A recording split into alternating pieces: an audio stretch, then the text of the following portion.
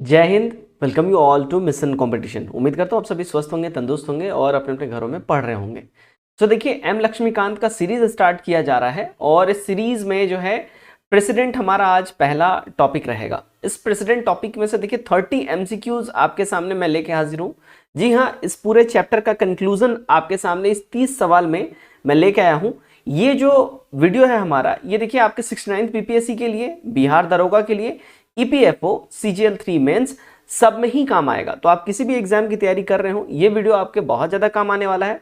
Video कैसा लगेगा comment करके जरूर बताइएगा और जरूर जरूर वीडियो को शेयर करिए अपने मित्रों में, ताकि हमें भी आपके द्वारा थोड़ा सपोर्ट मिल सके। पहला सवाल आपके सामने रहा, भारतीय संविधान का कौन सा अनुच्छेद राष्ट्रपति के पद के लिए पुनर्निर्वाचित होने की योग्यता निर्धारित करता है? यानी कि अगर कोई इंसान राष्ट्रपति बन चुका है, अगर वो खुद को दोबारा से री नॉमिनेट कर सके, उसके लिए कौन सा आर्टिकल उसको ये पावर देता है?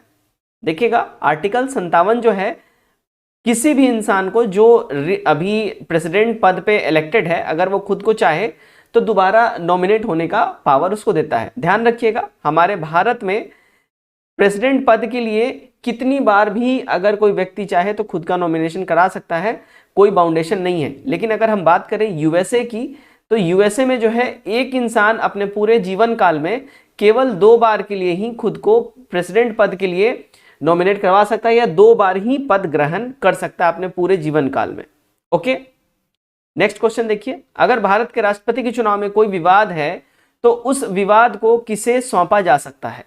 ध्यान रखिएगा, सबसे पहले जानिए, देखिए आर्टिकल 71(1) के अनुसार किसी भी टाइप का विवाद होता है तो वो सीधा का सीधा देखिए सर्वोच्च न्यायालय के पास ही जाता है, यानी कि सुप्रीम कोर्ट ऑफ इंडिया के पास ही जाता है। और ध्यान रखिए, इसमें जो वर्डिक्ट आएगा सुप्रीम कोर्ट का, वो फाइनल होता है, इसमें कोई भी बदलाव संभव नहीं है।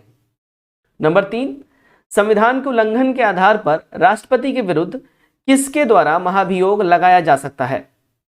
अगर संविधान का उल्लंघन होता है तो राष्ट्रपति के विरुद्ध उस महाभियोग की बात कर ले, तो ध्यान रखिएगा, केवल और केवल ध्यान रखिए, लोकसभा के दोनों सदनों में से किसी भी सदन द्वारा, या दोनों सदन बोल लीजिए, तो अगर उल्लंघन होता है राष्ट्रपति के द्वारा संविधान का, उन पे महाभियोग का जो प्रक्रिया है वो संसद के किसी भी सदन में आ सकता है, आइदर लोकसभा और राज्यसभा।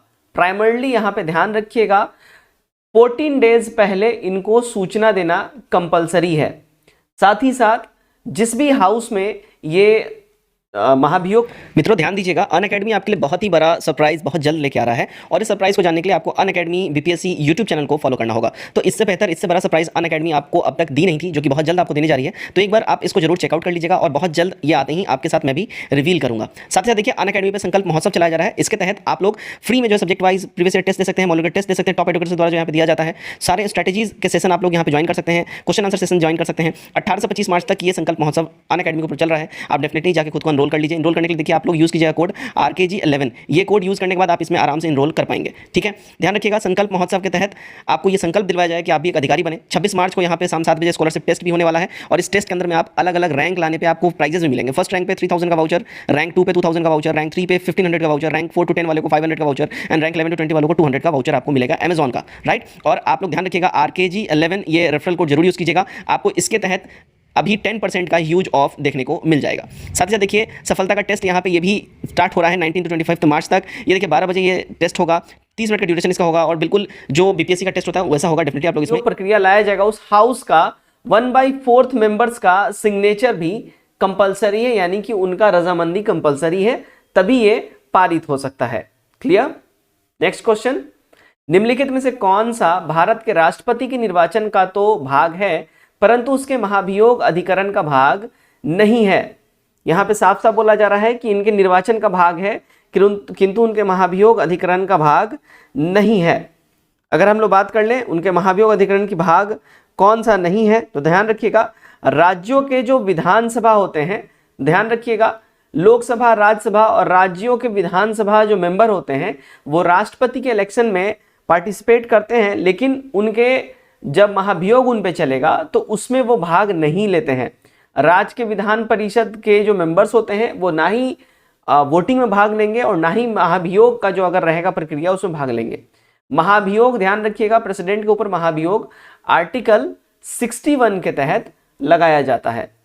नेक्स्ट क्वेश्चन, उससे पहले मैं आपको यहां बता दूं, देखिए आज हमारा एनसीईआरटी 6 to 12 का एमसीक्यू सीरीज चल रहा है और ये सेट नंबर 17 है। आप ध्यान रखिए, आप अनअकैडमी ऐप को जो है एक बारी इंस्टॉल कर लीजिए और अनअकैडमी ऐप इंस्टॉल करके ये क्लास आप फ्री में लगा सकते हैं। ध्यान रखिए, वहां पे जब जाइएगा आपको अनलॉक कर कोड अगर मांगे अनलॉक करने के लिए ऐप को, तो कोड आप लोग RKG11 ये जरूर यूज कर लीजिएगा। साथ ही साथ एम लक्ष्मीकांत पॉलिटी सीरीज हमारा चल रहा है अनअकैडमी बीपीएससी चैनल के ऊपर भी। वाइस प्रेसिडेंट आज वहां पे कंप्लीट करवाया जाएगा, 8:15 बजे रात में मैं वहां लाइव रहूंगा। दोनों ही क्लास का लिंक आपको नीचे डिस्क्रिप्शन में दिख जाएगा, आप उस पर क्लिक करके डायरेक्टली क्लास पे जाके लगा सकते हैं। मैं एक बार फिर से बताता हूं, RKG11 ये रेफरल कोड यूज करना बिल्कुल भी ना भूलें। नेक्स्ट क्वेश्चन देखते हैं, पदासीन राष्ट्रपति की पदावधि की समाप्ति से निम्नलिखित में से किस कारण से उत्पन्न होने वाली रिक्ति की दशा में रिक्ति भरने के लिए निर्वाचन अवश्य हो जाना चाहिए। देखिए इसका जो करेक्ट आंसर हमारा हो जाएगा, अगर इसकी हम बात कर ले, ठीक है, ध्यान रखिएगा 6 महीने के अंदर अंदर रिक्ति भरने की अगर कोई भी स्थिति में, अगर प्रेसिडेंट साहब का पोस्ट खाली होता है किसी भी स्थिति में, तो विद इन 6 मंथ ये पोस्ट भरना कंपलसरी है। This is the law, right. तो ये इसमें कोई भी कोताही नहीं हो सकता है कि अगर किसी भी कारण से ये पद खाली हो जाता है, चाहे उन पर महाभियोग हो, चाहे उनकी मृत्यु हो गई हो, या तो उन्होंने त्यागपत्र दे दिया हो, इन 3 स्थिति में ही इनका पद खाली हो सकता है। तो अगर कोई भी यहाँ पे स्थिति आ जाए उससे कोई मतलब नहीं है, इनका पद खाली 6 महीने से ज्यादा नहीं रह सकता है। This is the law and compulsory, ध्यान रखिएगा, ठीक है। चलिए आगे हम लोग बढ़ते हैं। नेक्स्ट है, देखिए एक संसद अथवा विधानसभा का सदस्य राष्ट्रपति निर्वाचन हो सकता है, परंतु इसमें परंतु जो है, परंतु में क्या हो जाएगा ये आपको यहाँ पे फटाफट से बता देना है। ध्यान रखिएगा, वो जब भी निर्वाचित होगा, निर्वाचित होने के तुरंत उपरांत अपनी सदस्यता उसको छोड़नी होगी। This is the law, okay. तो हमारा यहाँ पे क्वेश्चन नंबर 6 का सी एब्सोल्युटली करेक्ट हो जाएगा।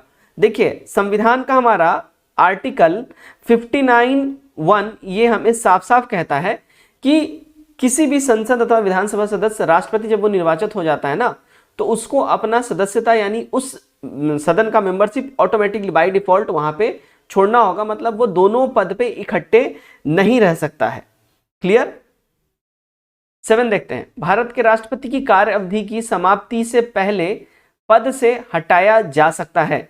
यानी कि मान के चलिए मैं राहुल गुप्ता, मैंने पद ग्रहण किया, मैं प्रेसिडेंट ऑफ इंडिया हूं और मुझे अभी काम करते हुए 3 साल ही हुए हैं, ठीक है। अब 3 साल हुए, आप सभी जानते हो प्रेसिडेंट का जो टेन्योर होता है वो 5 इयर्स का होता है। लेकिन अगर बिफोर दैट अगर मुझे 3 साल में ही हटाना हो तो कैसे हटाया जा सकता है, यहाँ पे इस क्वेश्चन में यही पूछा जा रहा है। ध्यान रखिएगा, केवल और केवल जो है महाभियोग की प्रक्रिया द्वारा ही इनको हटाया जा सकता है, ये ध्यान रखिए। महाभियोग का जो प्रक्रिया है ये आर्टिकल 61 में इसका साफ साफ जिक्र है, अभी अभी मैंने थोड़ी देर पहले इसका जिक्र किया है। और ध्यान रखिए, इनको हटाने का केवल इकलौता एक माध्यम महाभियोग का प्रक्रिया ही है। महाभियोग का प्रक्रिया ध्यान रखिए, संविधान के उल्लंघन अगर होगा, संविधान का उल्लंघन अगर करते हैं हमारे राष्ट्रपति साहब, तो ही इन पे चलाया जा सकता है। दूसरी बात, अगर ये प्रक्रिया किसी भी सदन में लाया जा सकता है, लोकसभा में या राज्यसभा में लाया तो जा सकता है, लेकिन लाने से पहले 14 दिन पहले इनको पूर्व सूचना देना कंपलसरी है कि सर आपके अगेंस्ट इंपीचमेंट का जो है अमेंडमेंट आ रहा है, आप कृपया तैयार हो जाइए। नंबर 8, निम्नलिखित में से भारत के राष्ट्रपति पर महाभियोग लगाने का अधिकार किसके पास है। देखिए भारत के राष्ट्रपति पर महाभियोग लगाने का अधिकार की हम बात कर लें, ये ध्यान रखिएगा संसद के दोनों सदनों के पास है। अभी अभी हमने इसको डिस्कस किया है, लोकसभा में या राज्यसभा में कहीं पे भी ये आ सकता है, लेकिन 14 दिन पहले इनको नोटिस देना कंपलसरी है। निम्नलिखित में से कौन से राष्ट्रपति सर्वोच्च न्यायालय में उपस्थित हुए थे जब सर्वोच्च न्यायालय राष्ट्रपति के निर्वाचन विवाद की सुनवाई कर रहा था। देखिए बहुत इंपॉर्टेंट सवाल है ये, इसको वीवीआई करके आप लोग नोट डाउन कर सकते हैं। तो देखिएगा यहाँ पे जो हमारा करेक्ट हमारा जो सवाल हो जाएगा वो हो जाएगा ऑप्शन नंबर बी, वीवी गिरी। वीवी गिरी सर जो है, यानी हमारे जो प्रेसिडेंट साहब है वीवी गिरी, ये वहाँ पे उपस्थित हुए थे। कब? जब इलेक्शन हुआ था, इनका जब वोटिंग हुआ था, उसमें विवाद हो गया था और उस विवाद के निपटारा के लिए वीवी गिरी साहब पहले ऐसे राष्ट्रपति थे जो कि सर्वोच्च न्यायालय के समक्ष प्रस्तुत हुए थे। ये चौथे नंबर के हमारे भारत के राष्ट्रपति थे। ये भी ध्यान रखिएगा, मोस्ट इंपॉर्टेंट है, ये बार बार पूछ चुका है, पूछता रहता है सवालों में। क्लियर? चलिए, इनका ये सारा मामला कब फंसा था ये भी पूछता है। तो 1969 में वीवी गिरी साहब को सुप्रीम कोर्ट के सामने प्रस्तुत होना पड़ा था। क्लियर? और इनके अगेंस्ट में अगर हम बात कर ले कौन थे, ठीक है, अगेंस्ट में इनके थे नीलम संजीव रेड्डी। नीलम संजीव रेड्डी, राइट? तो इनके अगेंस्ट में नीलम संजीव रेड्डी थे। 1969 का प्रक्रिया है। चौथे राष्ट्रपति वीवी गिरी थे और सुप्रीम कोर्ट में ये ऐसे पहले राष्ट्रपति थे जिनको ये चीजों के लिए प्रस्तुत होना पड़ा था। 10th, एक विधेयक जो संसद में प्रयुक्त किया जाता है कौन सी क्रिया के बाद अधिनियम बन जाता है? तो वो विधेयक जो संसद में प्रयुक्त किया जाता है, अगर हम बात करें कौन सी क्रिया के बाद अधिनियम बन जाएगा, तो ध्यान रखिएगा, जब राष्ट्रपति साहब अपनी उस पर सहमति दे देते हैं, यानी जब उस पर साइन कर देंगे, तो फिर वो क्या हो जाएगा, एक अधिनियम बन जाएगा। ठीक है ना? कोई भी विधेयक अधिनियम तभी बनेगा जब राष्ट्रपति साहब उस पर अपनी स्वीकृति देंगे। ये आर्टिकल 111 में आपको साफ साफ कहा गया है। 11 देखिए, वह राष्ट्र का प्रतिनिधित्व करता है परंतु राष्ट्र का नेतृत्व नहीं करता है। यह पंक्ति निम्नलिखित में से किस पर फिक्स बैठता है, किस पर ये लागू होता है? अगर हम बात कर ले, देखिए ये हमारे राष्ट्रपति साहब पर लागू होता है, राइट? तो हमारा बी वाला यहाँ पे एब्सोल्युटली करेक्ट हो जाएगा। ठीक है, चलिए ध्यान रखिएगा, यहाँ पे हमारे जो देश का प्रतिनिधित्व कौन करता है? प्रतिनिधित्व देखिए पीएम साहब करते हैं। और कोई भी अगर हम बात करें, ठीक है, माफ कीजिएगा, नेतृत्व हमारे पीएम साहब करते हैं। ठीक है, नेतृत्व हमारे पीएम साहब करते हैं, प्रतिनिधित्व हमारे राष्ट्रपति साहब प्रतिनिधित्व करते हैं। तो कोई भी अगर काम होता है हमारे देश का या किसी भी टाइप का दूसरे देशों के साथ एमयू पे साइन होता है, उसके ऊपर हमारे राष्ट्रपति साहब का ही नाम होता है, उनके नाम पे ही सारा काम होता है। लेकिन काम कौन करता है? एक्चुअली फील्ड में फेस किसका दिखाई देता है? वो पीएम साहब का दिखाई देता है। तो यही बोला जा रहा है प्रतिनिधित्व तो हमारे राष्ट्रपति साहब करते हैं, लेकिन नेतृत्व कौन करता है? तो हमारे प्रधानमंत्री साहब करते हैं। क्लियर?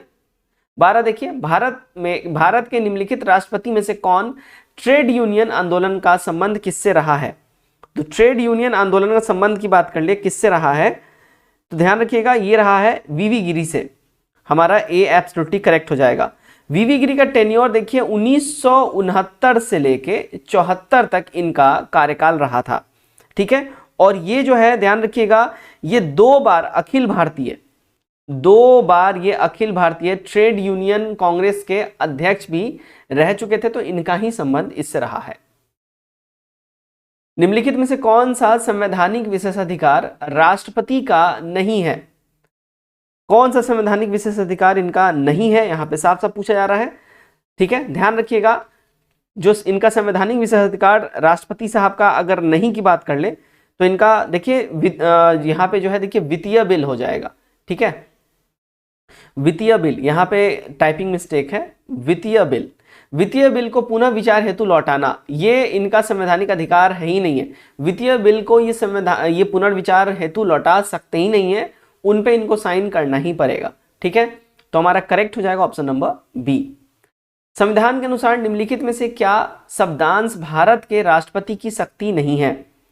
तो भारत के राष्ट्रपति की शक्ति, इनमें से जो नहीं की बात कर ले, अध्यादेशों का प्रख्यापन, यानी कि दूसरे देशों का प्रख्यापन की बात यहाँ पे हो रही है। साथ ही साथ देखिएगा यहाँ पे क्या बोला जा रहा है, उच्चतम न्यायालय से परामर्श करने का शक्ति, संसद के दोनों सदनों से संदेश भेजने का शक्ति, क्षमादान करने का। तो करेक्ट हो जाएगा, देखिए संसद के दोनों सदनों को संदेश भेजने का जो शक्ति है, ये भारत के राष्ट्रपति के पास नहीं है। क्लियर है ना? क्षमादान का शक्ति इनके पास है, अध्यादेश जारी करने का जो इनके पास पावर है, अध्यादेश जारी करने का, उच्चतम न्यायालय से परामर्श करने का इनके पास पावर है 143 के तहत। ठीक है, ऑर्डिनेंस की अगर हम बात कर ले, ठीक है, ऑर्डिनेंस भी ये जारी कर सकते हैं 1, 2, 3 के तहत। ओके, लेकिन ये नहीं कर सकते। क्षमादान आर्टिकल 71 के तहत ये कर सकते हैं, राइट? चलिए माफ कीजिएगा, 72 में होता है, आर्टिकल 72 में होता है क्षमादान। ठीक है, भारत के राष्ट्रपति की शक्तियों के बारे में निम्नलिखित में से कौन सा कथन सही नहीं है? इन भारत के जो राष्ट्रपति हैं उनके बारे में इनमें से कौन सा कथन सही नहीं है, यहाँ पे ये बताना है। देखिए करेक्ट आंसर जो हमारा यहाँ पे हो जाता है, राष्ट्रपति को सर्वोच्च न्यायालय से परामर्श का स्वीकार देना चाहिए या इनको स्वीकार करना चाहिए, ये यहाँ पे बोला जा रहा है, कथन सही नहीं है, ये गड़बड़ है। देखिए सबसे पहले जान लीजिए आर्टिकल 143 के तहत इनको ये पावर है कि ये सुप्रीम कोर्ट से सलाह मशवरा कर सकते हैं, लेकिन ये टोटल इनके बुद्धि विवेक पर डिपेंड करता है कि वो उस मशवरे को मानना चाहते हैं या नहीं चाहते हैं। तो हमारा ऑप्शन नंबर ए यहाँ पे बाय डिफॉल्ट गलत हो जाता है। 16 देखते हैं हम लोग, भारतीय संविधान का कौन सा अनुच्छेद राष्ट्रपति न्यायालय के परामर्श देने की शक्ति प्रदान करता है? भारतीय संविधान का कौन सा अनुच्छेद राष्ट्रपति को न्यायालय के परामर्श देने की शक्ति प्रदान करता है? अभी अभी मैंने यहाँ पे डिस्कस किया है, आर्टिकल 143 हमारा करेक्ट हो जाएगा। लेकिन फिर से मैं एक बार रिपीट कर दूं कि ये बिल्कुल बाध्य नहीं है, जो भी इनको चीज़ें अगर जो भी सलाह मिला है सुप्रीम कोर्ट से, उनके चीफ जस्टिस से, ये बिल्कुल बाध्य नहीं है कि उनको वो माने, ये उनके बुद्धि विवेक पे ऊपर डिपेंड करता है कि वो उसको मानेंगे या छोड़ेंगे। संविधान और असाधारण परिस्थितियों में राष्ट्रपति पूर्व राज्यपाल के कर्तव्यों का निवारण उपलब्ध करा सकता है। तो संविधान में जो असाधारण परिस्थितियां होती है उसमें राष्ट्रपति जो है राज्यपाल के कर्तव्यों का निवारण कर सकते हैं। किस आर्टिकल के तहत? यहाँ पे ये बोला जा रहा है, ध्यान रखिएगा, ये हमारा हो जाता है आर्टिकल नंबर 160 के तहत। ठीक है, तो आर्टिकल 160 के तहत राष्ट्रपति आकस्मिक या असाधारण परिस्थितियों में राज्यपाल के कृत्यों के निर्वहन हेतु उपबंध कर सकते हैं। ये साफ साफ इसमें आपको देखने मिल जाएगा।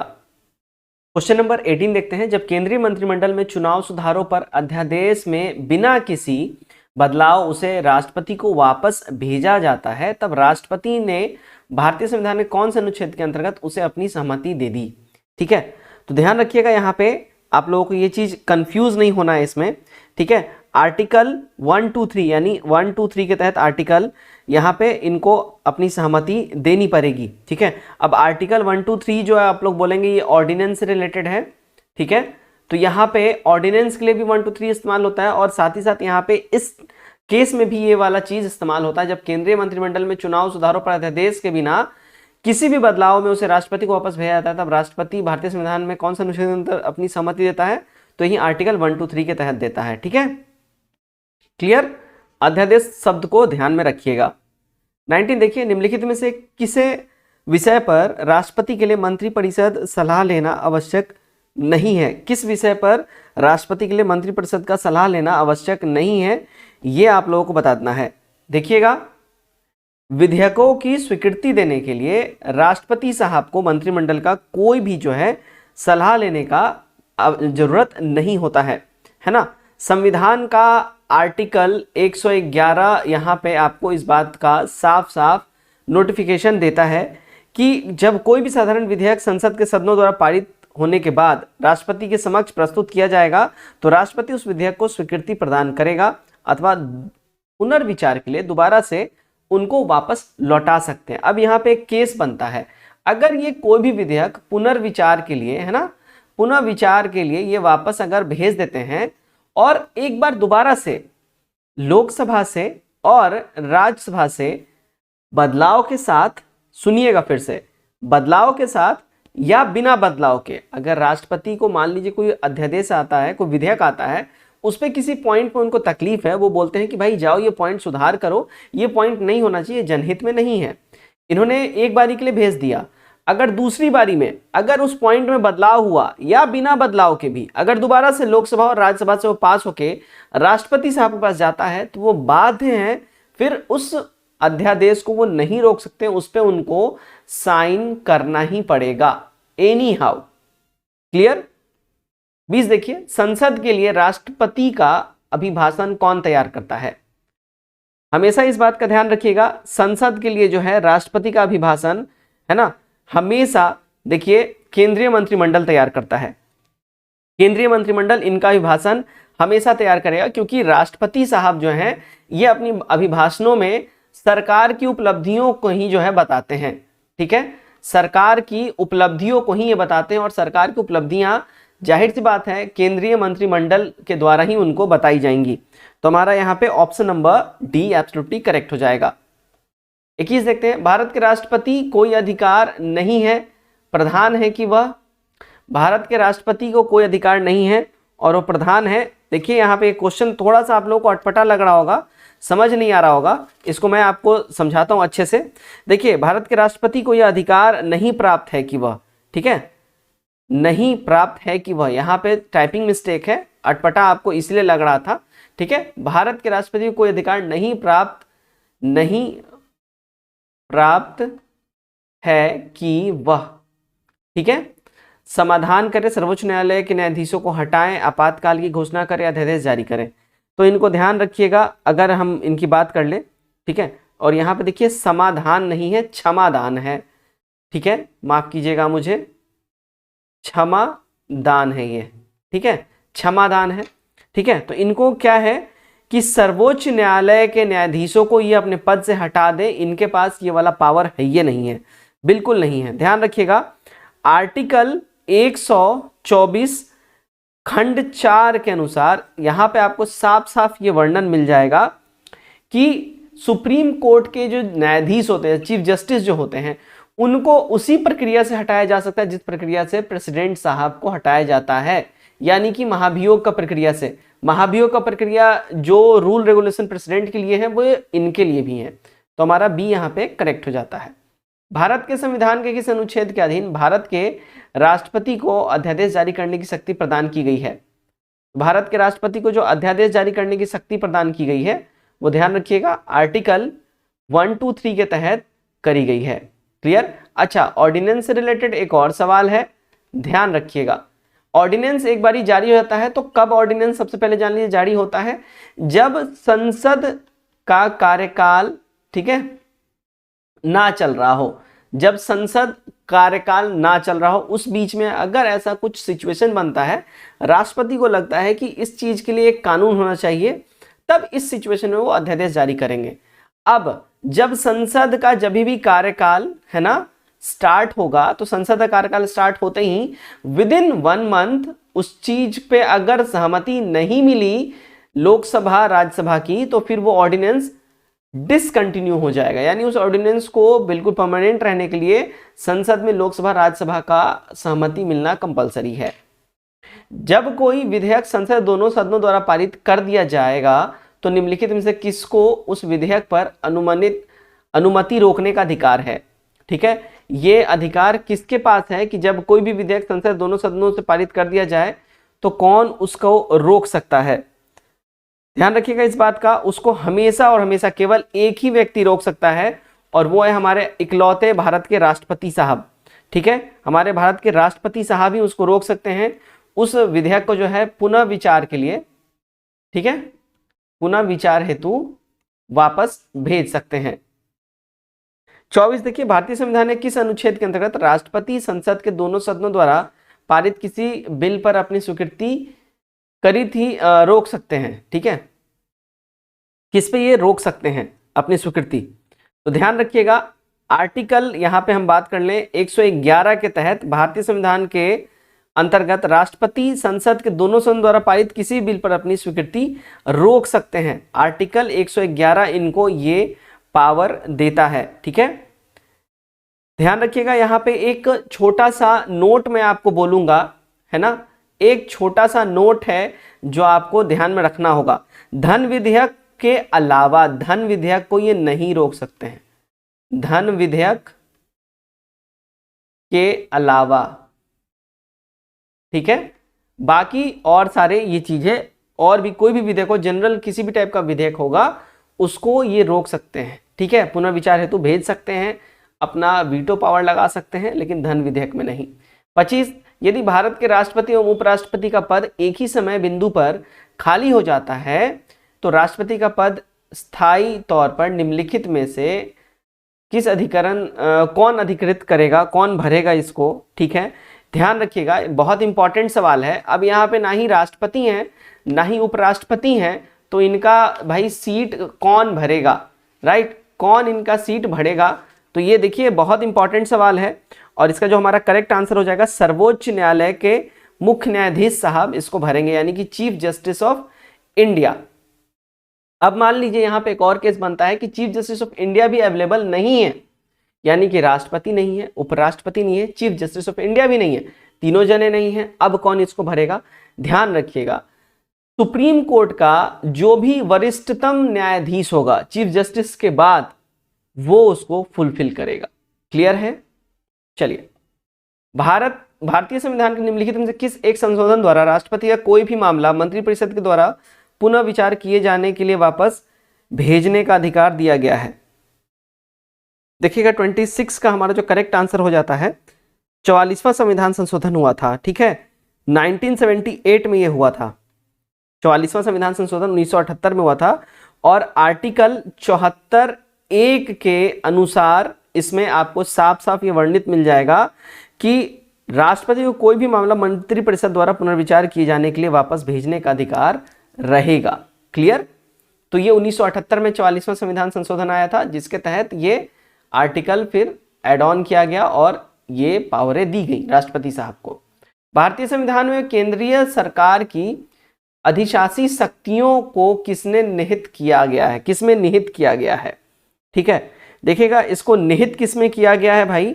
तो इसको भारत के राष्ट्रपति साहब में निहित किया गया है, यानी कि अधिशासी शक्तियां, जो शासन करने का जो पावर है वो सिर्फ और सिर्फ राष्ट्रपति साहब में ही निहित किया गया है। केंद्र सरकार इनको मतलब सारी चीजें से अवगत कराएगी और बेसिकली अधिशासी शक्तियां ये खुद या अपने अधीनस्थ अधिकारियों द्वारा इसका सारा अधिशासन स्वचालित करते हैं।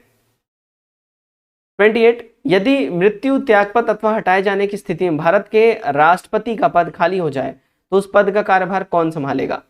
यहाँ पे देखिए सिर्फ 3 तरीके से ही राष्ट्रपति साहब का पोस्ट खाली हो सकता है।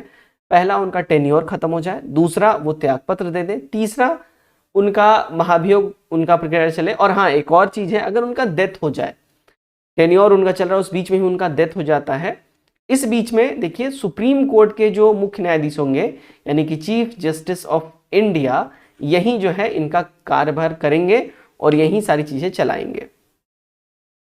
निम्नलिखित में से कौन सा भारत के राष्ट्रपति के निर्वाचन को भाग है परंतु उसके महाभियोग अधिकरण का भाग नहीं है? मतलब इनमें से कौन सा जो है राष्ट्रपति साहब के निर्वाचन का भाग है लेकिन जब उनमें महाभियोग चलेगा तो उसका भाग नहीं है, ये बताना है कौन सा रहता है। लोकसभा, राज्यसभा, राज्य के विधान परिषद, राज्य के विधानसभा। देखिए करेक्ट आंसर हमारा हो जाएगा, हमने इसको पहले भी आई थिंक डिस्कस किया हुआ है, ठीक है। हमारा करेक्ट जो हमारा हो जाएगा, देखिएगा राज्यसभा, राज्य के विधानसभा, ठीक है ना, तो हमारा 29 का करेक्ट हो जाएगा, राज्य के विधानसभा। क्लियर? ये जो है राष्ट्रपति साहब के इलेक्शन में भाग लेते हैं लेकिन इम्पीचमेंट का जो भी प्रोसीजर होता है उसमें ये भाग नहीं ले सकते हैं। हमारा आज का आखिरी सवाल, भारत के राष्ट्रपति को निर्वाचन किस प्रकार होता है? भारत के राष्ट्रपति का निर्वाचन किस प्रकार होता है? प्रत्यक्ष रूप से, अप्रत्यक्ष रूप से, राज्यसभा के सदस्यों द्वारा, लोकसभा के सदस्यों द्वारा, या तो फिर अप्रत्यक्ष मतदान से। ध्यान रखिएगा इनका जो निर्वाचन होता है वो हमेशा अप्रत्यक्ष मतदान के द्वारा होता है, यानी नंबर 4 हमारा यहाँ पे एब्सोल्युटली करेक्ट होता है। देखिए आर्टिकल 54 में ये साफ साफ कहा गया है कि भारत का एक राष्ट्रपति होगा और उस राष्ट्रपति के निर्वाचन के लिए जो प्रोसीजर है उसकी बातें आर्टिकल 54 के अंतर्गत साफ साफ करी गई हैं। इनके निर्वाचन के अंतर्गत देखिए लोकसभा, राज्यसभा और राज्यों के जो विधानसभा होते हैं उनके सदस्य इसमें सम्मिलित हो सकते हैं। साथ ही साथ यूनियन टेरिटरी में दिल्ली और पुडुचेरी, ये 2 यूनियन टेरिटरीज के मेंबर्स भी इसमें आके मतदान दे सकते हैं। क्लियर? तो ध्यान रखिएगा जो हमारे प्रेसिडेंट साहब का जो इलेक्शन होता है उससे रिलेटेड काफ़ी इंपॉर्टेंट चीज़ें मैंने बताई। तो उम्मीद करता हूँ ये वीडियो आपको काफ़ी अच्छा लगा होगा, रिलेवेंट लगा होगा, आपके एग्जाम में काफ़ी हेल्प करेगा। वीडियो कैसा लगा कमेंट करके जरूर बताइए, अपनी राय हमारे साथ शेयर करिए। वीडियो अच्छा लगा वीडियो को भी जरूर शेयर करिए। धन्यवाद।